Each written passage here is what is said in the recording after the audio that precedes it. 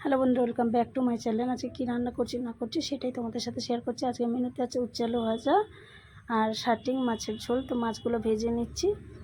তো বর বাজার করে এনেছে, বর বাজার করে এনে ধুয়ে গুছিয়ে দিয়েছে। আজকে আমার শরীরটা খুব একটা ভালো না, তো নিজেই গুছিয়ে কাছিয়ে দিয়েছে, আমি শুধু রান্নাটাই করছি। তো আজকে হচ্ছে চিকেন আছে, মানে ওর সাথে গিলে মেটে ছালও আছে। তো আমার বর ওটা খেতে খুব ভালোবাসে, ওই জন্য এনেছে। আর আমার ছেলে ওটা একদম মাংস গিলে মেটেটা একদম পছন্দ করে না, ওই জন্য আমার ছেলের জন্য মাংস এনেছে। ওরা একসাথেই বানাবো, ওই জন্য আলুটা যেহেতু বড় বড় কেটেছি, ওই জন্য আগে কষিয়ে নিচ্ছি যাতে সেদ্ধ হয়ে যায়। আর এদিকে দেখো মাছের ঝোলটাও হয়ে মানে ফুটে এসছে। তো হচ্ছে ওটা শার্টিং মাছ আলু বেগুন দিয়ে তরকারি করছি। ওটা তোমাদের কী মাছ বলে কমেন্ট করে জানিও।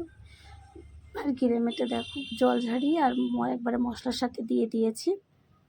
বর সব গুছিয়েই দিয়েছিল, আমাকে কিছু করতে হয়নি আজকে।